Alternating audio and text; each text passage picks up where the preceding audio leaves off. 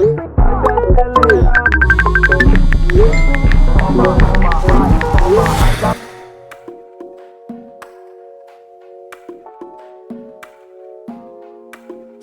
everybody, and welcome to another episode of Epic Voices, the space where students, leaders, and changemakers come together to speak truth, build bridges, and inspire action. I'm your host, Kameron Zachary, and I'm so glad to have you here with us today. In honor of Black History Month, today's conversation is going to be centered on our roots, the power of representation, and leadership in action. I'm joined by Judge Laurel Beatty and creative advocate Marshall Shorts as we discuss history, identity, purpose, and how young people can use their voices to create image. But before we start, in honor of the 100th anniversary of Black History Month, we're here in the Maroon, formerly known as the Pythian, and I'm going to pass it over to Marshall to let you guys know more about the building. Thank you. Real quick, welcome to the Maroon Culture Lab. And as Kameron said, this was formerly called the Pythian Theater, and it was a part of the King Arts Complex up until 2021. And a quick note on the history of the building. This building was built, broke ground in 1925 and opened the doors in 1926. So in celebration of the 100 year of Black History Month, we're also celebrating the 100 years that this building has been standing. And it was architected by a Black architect, and a Black Masons owned it up until we bought it in 2021, or 2023 is when we closed on the building. So we're sitting in history. This is one of the oldest theaters in this neighborhood. It's a blessing to be able to steward the space and carry on the work that was started in this building in 1925 when they broke ground. And there's a newspaper clip in the Columbus Dispatch that talks about what they saw as the vision for this building. And those people likely aren't still alive today, but we are carrying on that vision, making sure that this space is a Black cultural production space. Okay. I love that. So first question is going to be to you. Okay. We're talking about the history of this building, and I'm going to ask you, how has creativity and storytelling helped you advocate for change and empower your community?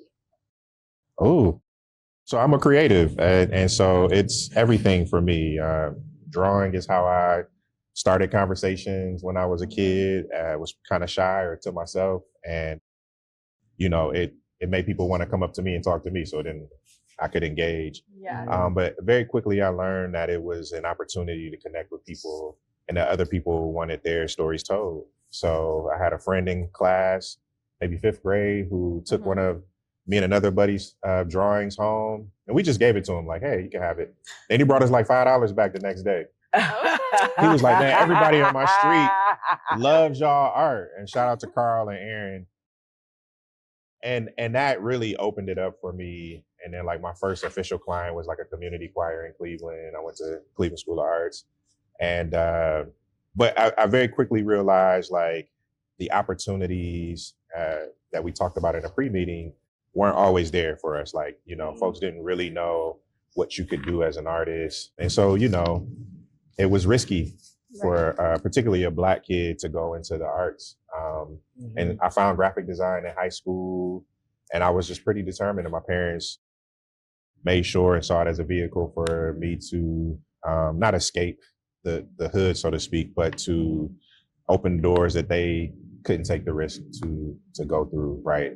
My dad used to draw as a kid, but he ended up going to the Army. So, and so I see it as a platform and a vehicle to help people tell their stories. And that's what I do, in my day-to-day job as a designer and marketer. But I also see it as an archive for our stories, our collective stories, because the arts and creativity is often one of the places that has their hands on the pulse, right? You can go to any poetry night and they'll be talking about politics in the poetry.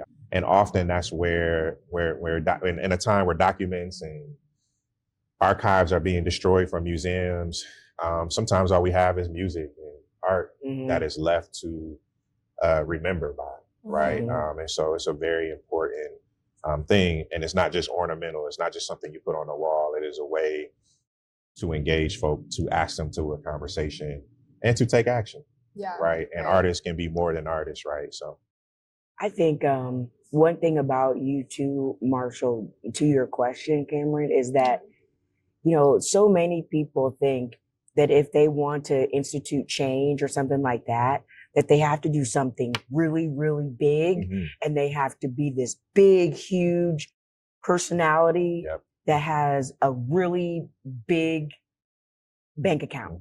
But I think that you and Maroon Arts Group are a really good example of using your talent and getting that together to very quietly affect change and continue our culture. Absolutely. Yeah, thank you. Thank you. You know, it's a perfect example of not only the importance of the arts and continuing it, but it's also a great example of using your talents and what you have been given in order to do that. And that there's definitely more than one way to do it.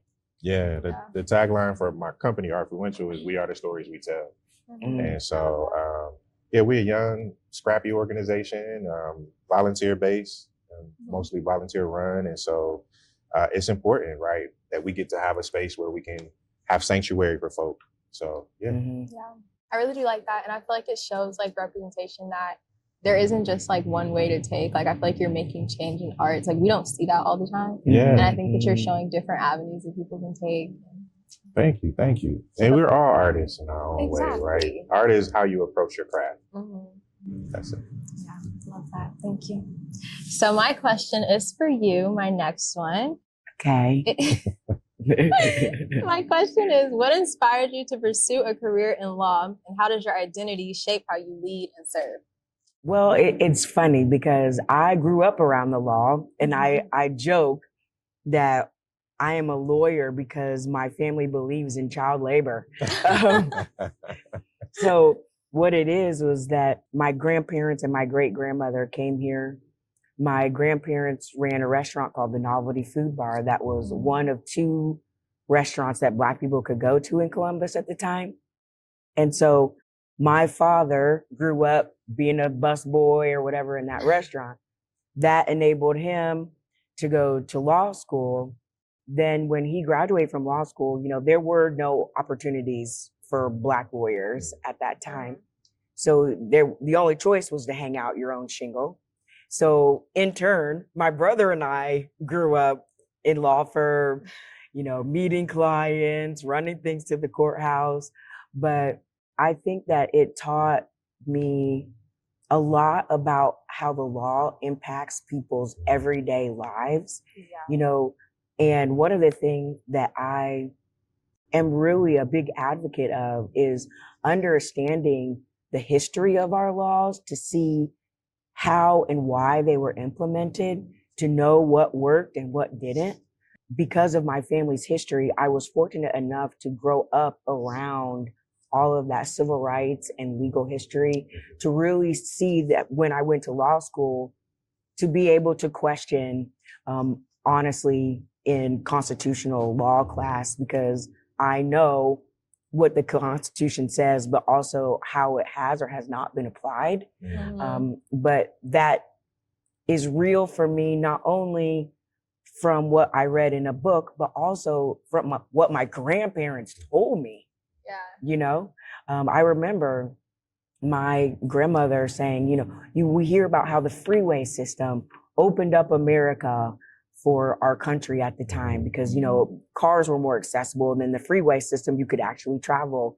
But my grandma told me, yeah, I wanted to take my kid to California too, but our trip was influenced by towns where you had to be out of by sundown. You know what I mean? So it wasn't just a book for me. It's what my family actually told me. So I can see how the law has hindered, how the law has changed, and how the law has progressed. And so that is one of the big motivations behind Laurel Lays Down the Law, is just getting people the information so that they can even form their own opinions about what the law is or what the law should be. That's good. That was good. I don't even have like a follow-up anything. Like that was so good. No, seriously, exactly. Exactly. So I want to ask you guys, what challenges do you see youth face today when it comes to identity, confidence, and leadership? I think as compared to when I was growing up, things are coming at you all so much faster. than they came at me. You know what I mean? Yeah. So for example, even when I was in elementary school, if something bad happened, maybe your class knew about it.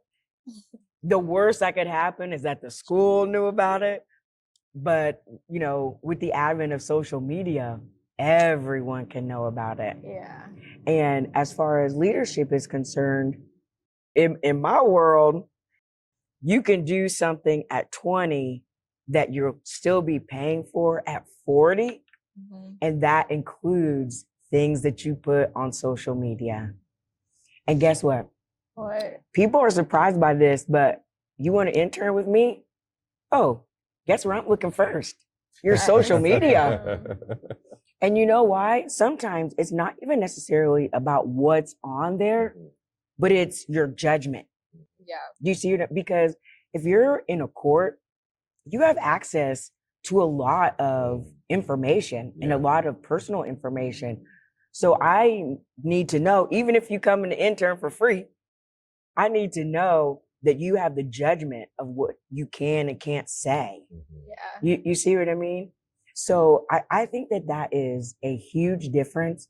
And even with my own kids, what I'm teaching them is judgment, because I can't be there for everything, because, messages are coming from every place, from the playground at school to really weird commercials on the radio and everything in between. So the best way is to teach them judgment, because I can't always be there.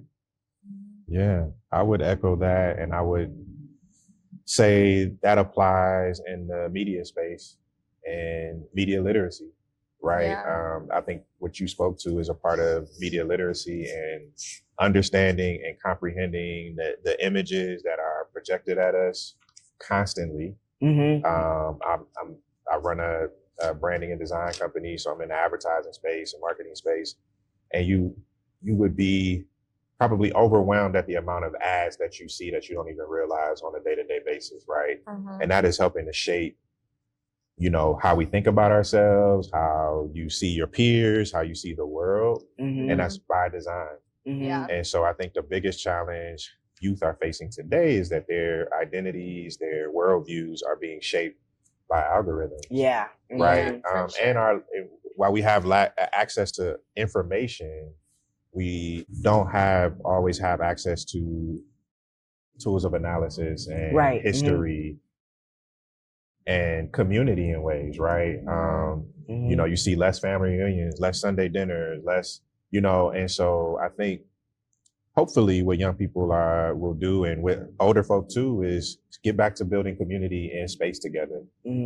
That'll be the only filter, I think, to come, where we'll know what's real and what's not, right? And I think that is important. I'm not going to say the 2 letters on here because everybody knows what I'm talking about, but I think that's important. And that is setting a precedent for, we're literally losing the ability to think for ourselves, right? And so I think, the unplugging of the digital space will be a necessary detox for young folk and older folk, or aging folk, as I like to say. I'm not old, but I embrace aging. my auntie status. Yeah, so yeah, I hope that's helpful. And then you aren't a brand, you are a human being. Yeah.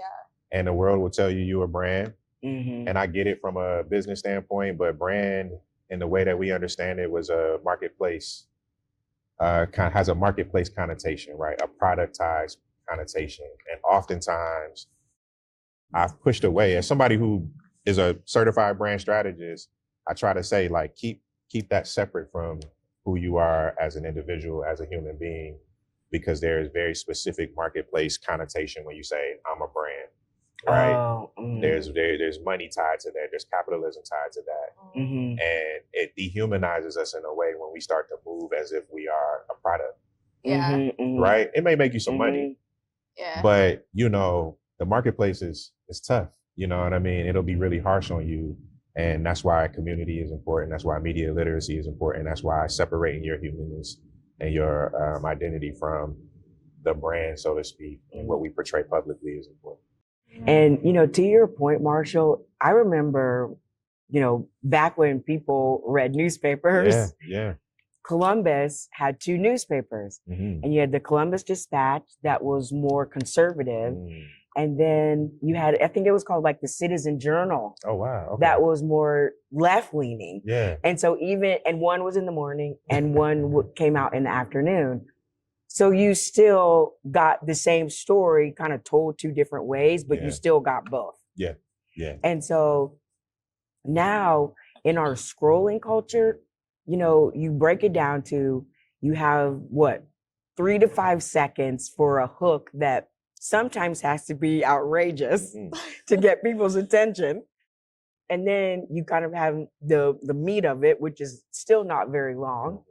And then you have a sign off that's supposed to leave someone with something that 9 times out of 10 is going to be emotional. Yeah. You know what I mean? And then you just scroll on to the very next thing. And to your point, it does not lend to any type of critical thinking. Yeah. And particularly then when you layer on the confirmation bias of an algorithm, you end up in a bubble. Yeah. Sure. And even I tell people, like, please recognize what bubble you're in, because there's, they say there's a whole different world out there. There's many different worlds out there. So for example, when I became a judge, I remember, I knew that people dropped out of school, right? I knew that. But the first time I asked someone how far they went in school and they told me 6th grade. Wow. I was shocked, because to me, I'm like, someone stopping school in 6th grade, that means no one's watching. Yeah. And then what happened? No wonder you're here. You know what I'm saying? And so taking that into consideration, that people have much, much different experiences than I did, helps me do my job effectively. It's so important to recognize. Yeah, I definitely want to touch base on the AI part, because I'm genuinely oh my gosh, I'm so nervous for my generation sometimes, because you mentioned critical thinking, it's stopping people from actually thinking, because it's if you have a thought, you don't think about it, you just put it in ChatGPT. And I feel like that's now, but 10 years from now, will you really be able to even have a thought? You're probably going to tell ChatGPT what you should think. I'm scared about thinking, and I'm scared about communication too. Well, if you're in the Facebook comments enough, you're already talking to chatbots and AI, right? Even people I know who are going to ChatGPT to respond to people, right?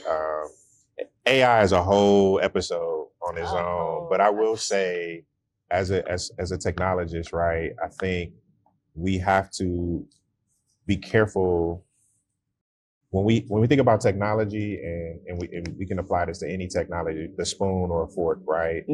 There's a culture that comes from where a fork was created to poke or pick up something, right? Whatever was happening in that culture that created the fork needed to be able to pick up meat or something like that. A spoon wouldn't work. So when it comes to other technology and modern technology, we have to ask the questions if we add this, what ability is being removed, right? It doesn't mean it's always bad, right? But the more microwaves we have, the less people know how to cook, traditionally, right? And so what technique is being lost as we add technology, right? And so I'd have this thing where it's technique versus technology, right? So you're seeing kind of this resurgence of craft, and it's kind of treated as nostalgia, where people are really going in on learning how to do something, learning how to spin records, right? And I think I like that trend, because there's a technique involved, right? And I think as young people start to, again, we have to build the media literacy. Right now, AI is unhinged. And I think AI is there's an AI social media space right now where AIs are talking to each other, and it's already started to, it's real dystopian, so I won't get into it, but it's already started to create a religion. It's already started, and all they're doing is talking about their humans. So it's like, my human is doing this. My human asked me this, right? Gosh. So as these technologies advance, right, and I know that sounds far-fetched, but this is happening in real time. Yeah. I think it's important for young folk to understand that being in the room with somebody is probably the realest thing you can do, right? And learning how to draw, learning how to write, learning how to do cursive, these things are kind of bespoke at this point, but it will be so important to have art and culture and these things to keep humanity and stay in touch with your humanity. So yeah, again, that could be a whole episode. We can talk about that. I but know. Technique Yeah, and for sure. technology, right? What do we lose when we add a technology? Yeah. Right? We might be gaining ChatGPT, which I can kind of tell That's ChatGPT nice. answers, right? My Yeah. wife is a professor. She's like, you don't even talk like that in class, but you got an essay that's 5 paragraphs Right. using right. words that's not even You in your have never vocabulary. used So we know you're using ChatGPT. Exactly. I think I have a love-hate relationship with ChatGPT. It does really, I use ChatGPT not to think for me. Right. I use it like as my assistant, Yeah. you know? So Yeah. I do brain dumps That's into that's the ChatGPT. piece. You know what I For mean? sure. And I think where people go wrong is where they are using AI to think for them. I think that there is a really interesting and intriguing argument about like music made on Oh, yeah. AI Yeah. and, you know, and whether they are artists, you know, I think that's a really interesting debate that people are having right now. But I also think that, you know, the expansion of AI is an opportunity for young people. Absolutely. Yeah. Absolutely. You know, Yeah. and like particularly when you talk about people of color with so much technology, it took off before we ever had a chance Yeah. to become involved. And, you know, maybe AI is a little bit different than that. Yeah. So it is also an opportunity. But again, you know, I realize very distinctly the things like in my job that AI cannot do. Yeah. Yeah. You know, part. I can put a transcript into AI and say, find me, you know, how many mentions of the word whatever there was. You know, Yeah. AI is wonderful for that. But as far as like listening to a witness and deciding whether that person is telling the truth, That reasoning. Yeah. yes, that has to be a human. Yeah. That cannot be a machine. Yeah. Yeah. So, you know, it is taking off and it does have some lovely things I that prefer Claude For But sure. over do ChatGPT. you? Oh yeah. Well, and then I confess It's another AI. there's this Nick Hustles, this AI music, but I really like it. Well, you have human artists who are intentionally like doing a offbeat or like something, because AI music is like almost too perfect. Yeah. So you have artists who are like intentionally like kind of adding an offbeat or, you know, a glitch in the track so that you know it's a human being, right? But I think again that'll push us back towards learning how to play instruments and you know, things like that, because pretty soon AI will be, and you got to know this is the worst AI will be in this moment at today. So what we see today is the worst it'll be. You understand what I mean by that? Like it will only get better. Right. Like it will only pull more data and learn how to do more things. So as good as it is right now at doing certain things, making pictures, making music, it will only increase in the data and all of that, right? And it's a bubble. You know, I think it'll smooth out. But you know what's interesting? So there's something that has actually been AI that's been really helpful in the courts.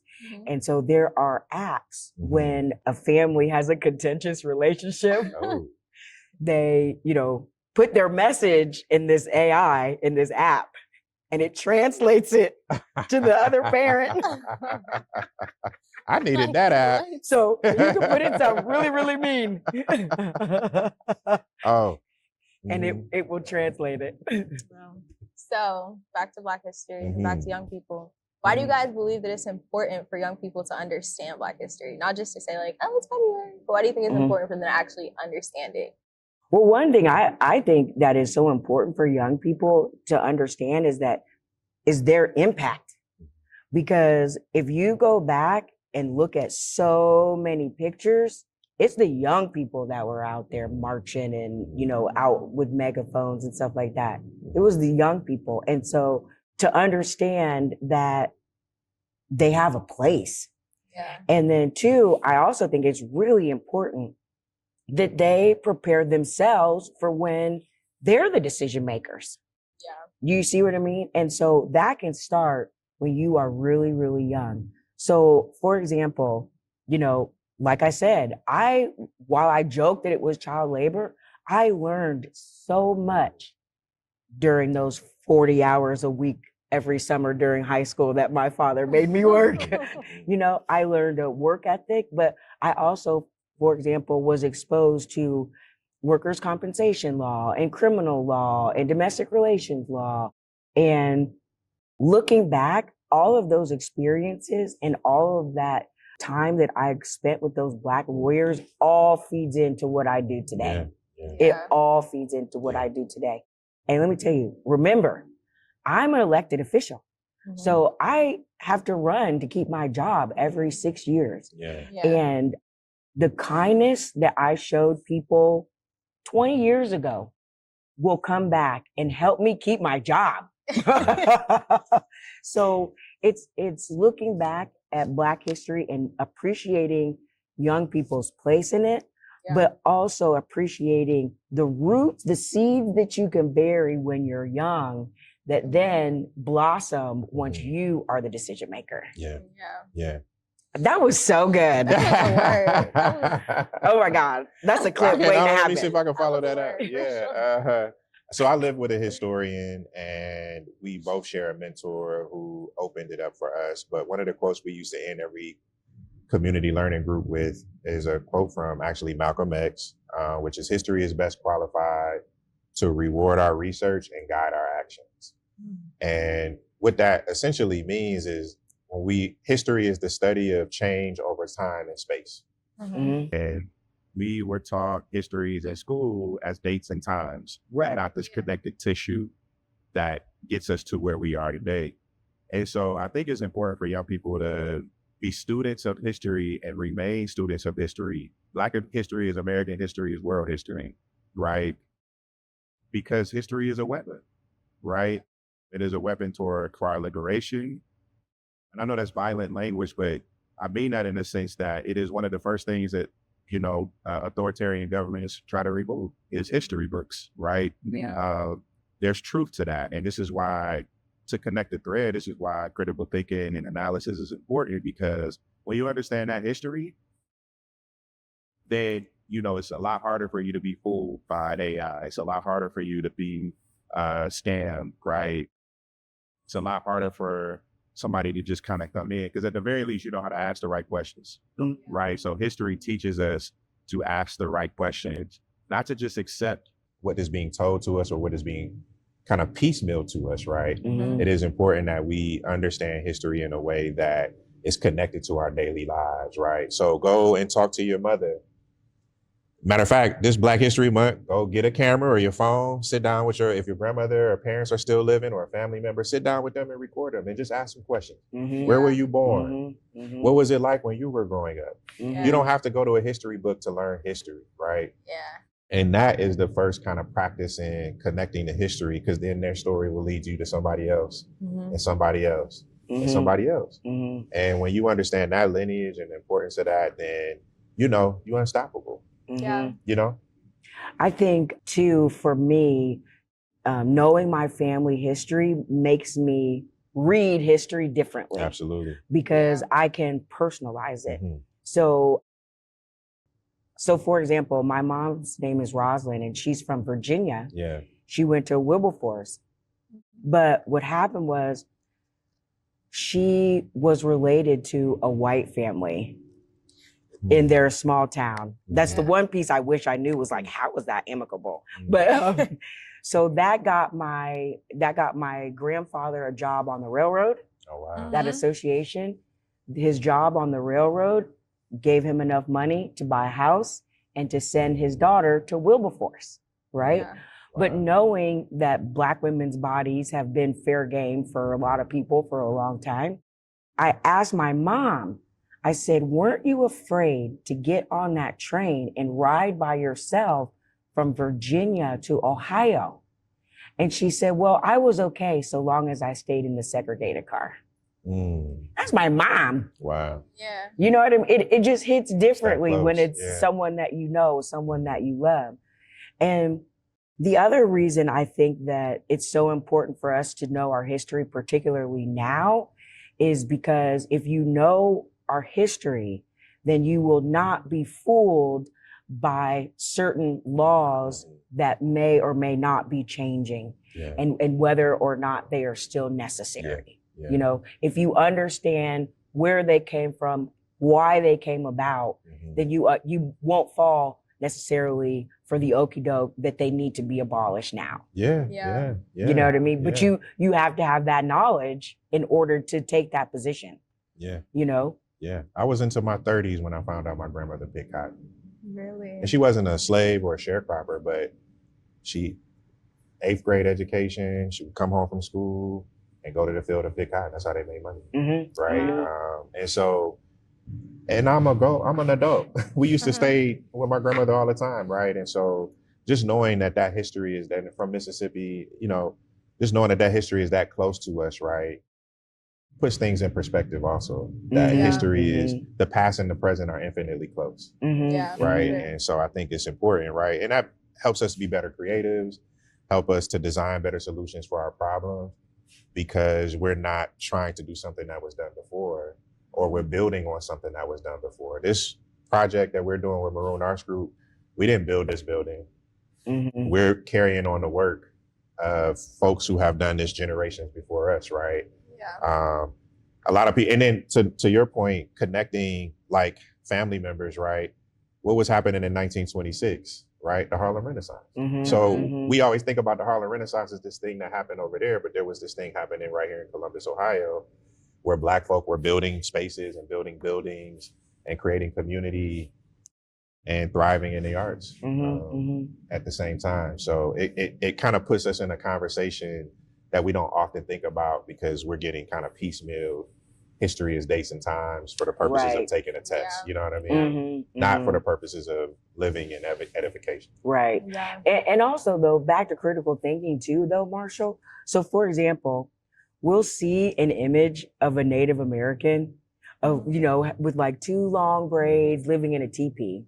Yeah. But if you think about it, back to critical thinking, that doesn't make sense, because like the Native Americans that were in like Washington, they would have been real cold in a teepee. You know what I'm saying?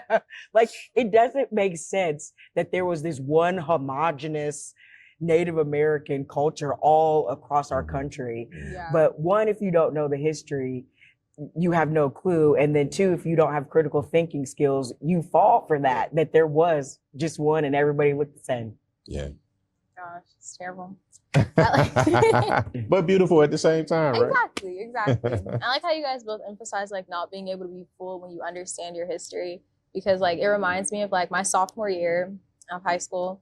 I took African American. So long ago. I know, right? A whole 2 years ago. Like, what? This is crazy.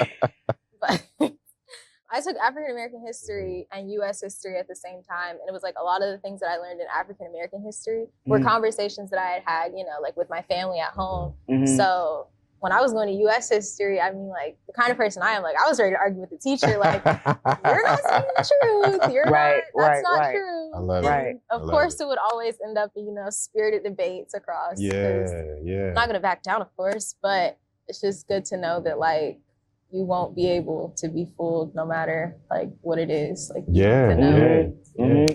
because I think especially when you start talking about U.S. history, we only pop up like for slavery. Maybe if you're lucky, they mention Reconstruction. Maybe. But generally, we don't pop back up till Jim Crow. You know what I mean? And then now something probably pops back up about President Obama. But you know, there's whole gaps, like we weren't even there. Right. And it's tough because it's like, when you become a nerd about it, right? When we say we are students of history, U.S. history becomes a part of the global history, right? Because our story don't start in the U.S. Right. You know, Yeah. Black folk was in the Caribbean, Haiti, Ghana. I mean, not Ghana, but Ghana, obviously. Yeah. But I'm saying Yeah. like in the West, right? And so it's so vast, right? Like the Black American experience is so vast. And then, you know, I should state for the record that Black History Month was started as was it Black Negro Week or Yeah. Negro History Week in 1926. And then I think it became Black History Month in 1976, I believe. So yeah, it's a big moment, right? And then the US is 250 years. This to your point, like 250 years old this week. So.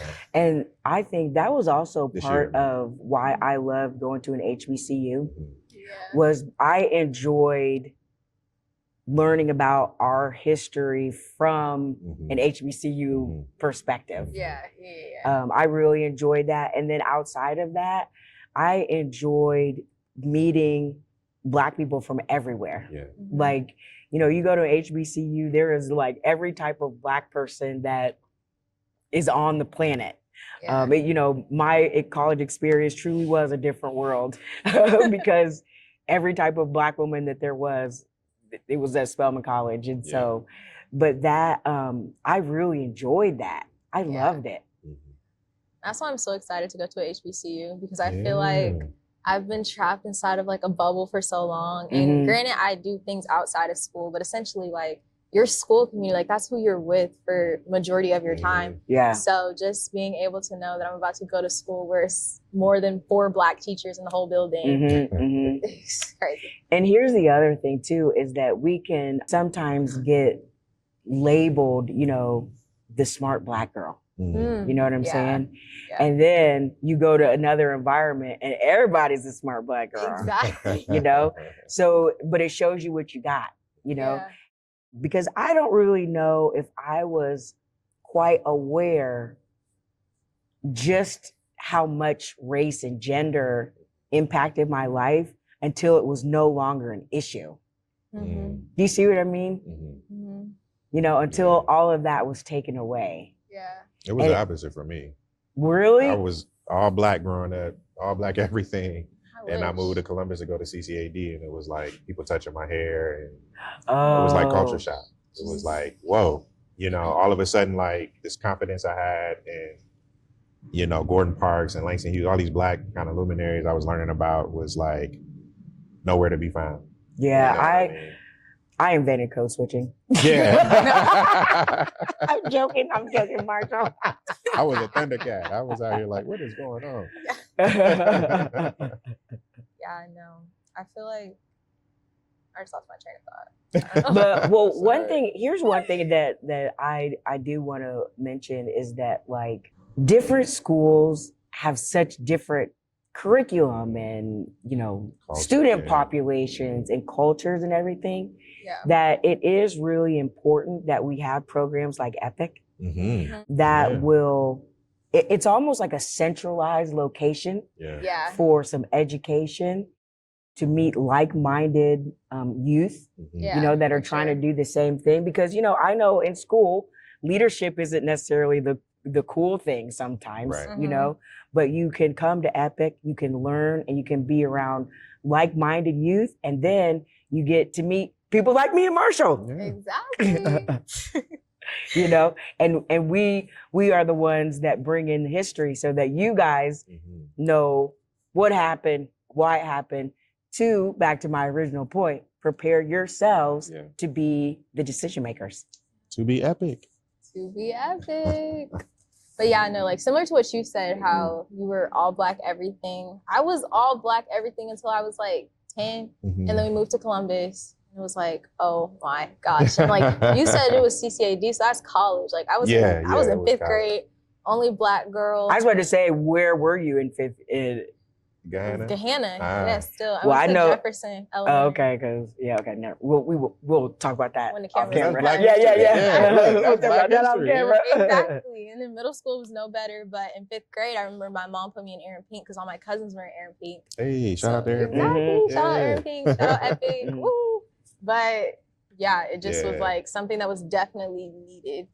It just goes to show how close like segregation was, right? So Yeah, my for high school sure. girlfriend, her mom integrated her school. Oh, So it was like literally one generation. yeah. You know, and her mom wasn't that old, like much Mhm. older than my parents, like in that Mhm. way. But the school she went to in the town she was in, she was the first Black kid to go to that school. So, you know, like we're still in this history, right? We're still a part of this, right? Mhm. This, again, to your point, this is why programs where that affirmation happens, like Epic, is so important and so critical. You know Mhm. what I mean? To our development and to, you know, safe space. Mhm. And I know it's not just for Black youth, but it is important to have that kind of grounding. You know what I mean? I also think it's important for us, Marshall, to think of ourselves kind of as like recent or living Yeah, history, absolutely. because I have had the experience where I had this juror Mm. one time that was an Otterbein professor, and we ended up talking afterwards, and she invited me to her class. Y'all, her 8 o'clock class. I was getting up going to her 8 o'clock class. I'm not a morning person, but I really liked her. And then one day I got a letter from her, and it was a newsletter from a law school. And it was a young lady that had been in that 8 o'clock class that was talking about how, because I came, she knew that she could go to law school and she could be a judge. And there she was in law school. You know what I mean? And so again, you don't have to do something huge. I mean, it is huge for me to be somewhere at 8 o'clock in the morning, but, but what it was my presence. Yeah. You know, in that article, she didn't say that I said anything like super profound or anything. It was just my presence. It was just me being there. Yeah. Yeah. You know? And so I always ask, when I talk to young people, I say, hey, someone did this for me. And so I'm asking you to turn around and do it for somebody else. Absolutely. Yeah. Well, guys, I have one more question. One final question. What advice would you give to students who want to speak up or create change but feel limited by their environment? Ooh. First, I would say recognize that there's a whole lot of ways to speak up and make change. You know what I mean? Again, you don't have to run for president of student government at your school. You know, I mean, you can if you want to, that's great. But, you know, you could join a club that has a newsletter, or you could help people in your neighborhood. You could go help kids. I mean, there's lots of different ways that you can speak up and make change. And not all of them are even using your voice. You know what I mean? Hey, we're talking about AI. Yeah. There's all kind of like faceless AI and, you know, Yeah. YouTube sites and stuff like that. Yeah. You know, don't limit yourself. Absolutely. Don't have one picture of what doing that looks like.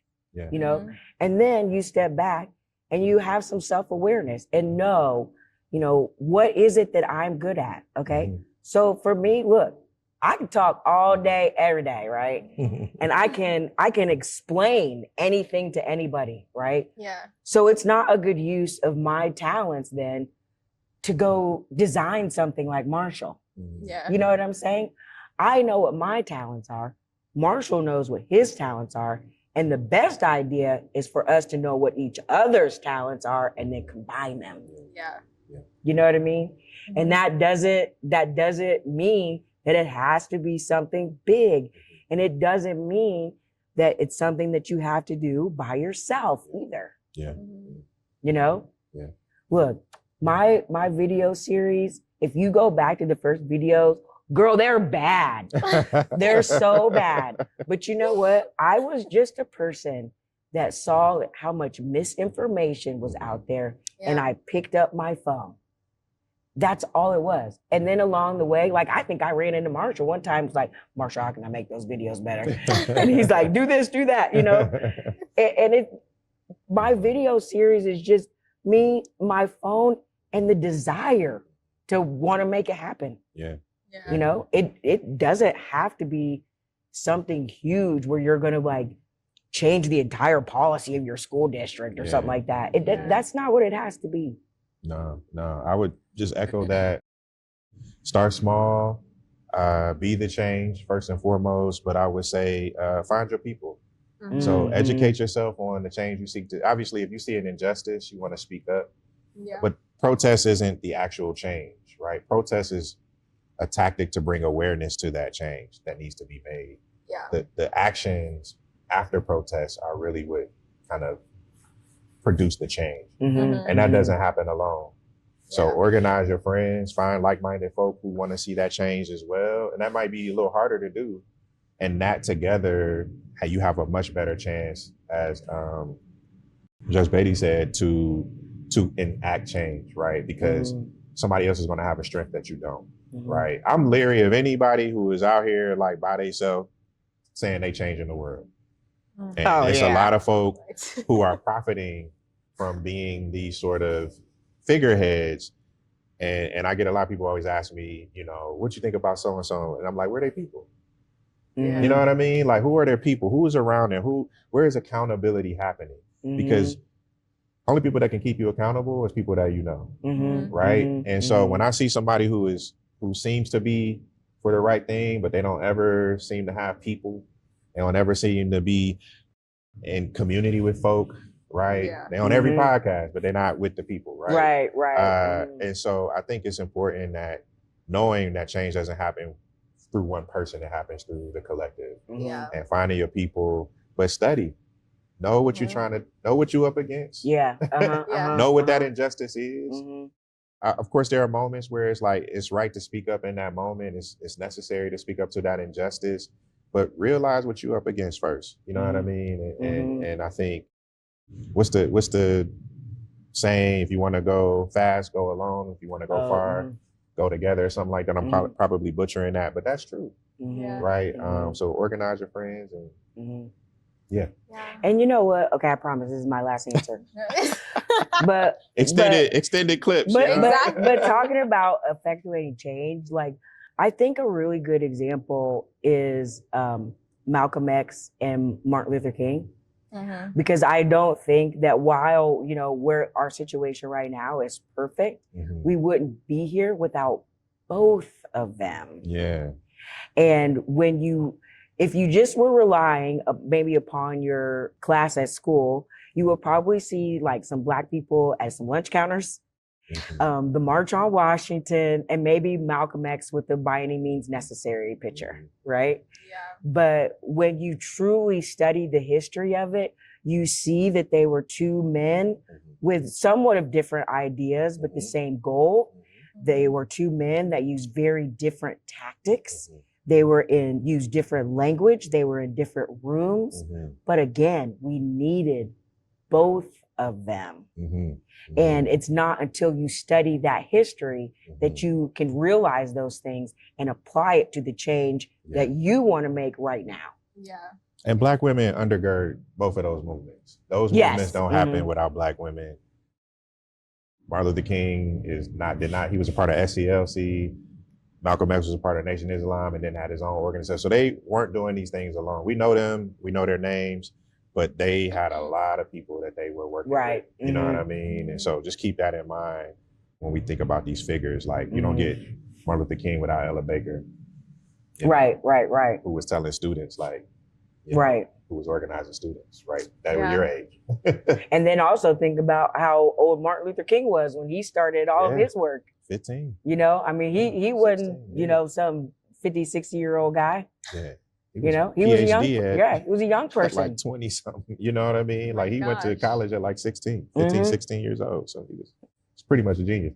I gotta lock in.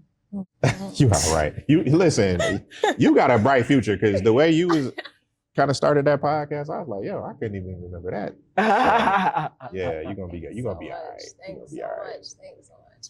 Well, this was so much fun. Absolutely. This was so fun. That completes the episode. Yeah. Let's clap. Thank you for having us. Thank you for coming. Yeah, my pleasure.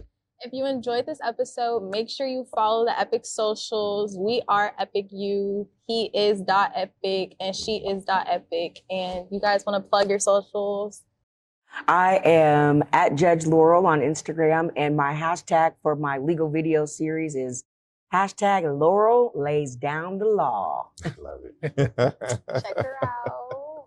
Marshall. And I'm Marshall. You can find me at Mr. Shorts Creates. And yeah, everything I do is probably linked there. So Mr. Shorts Creates on all social. Thank you for having me. Of course, of course. Bye, guys.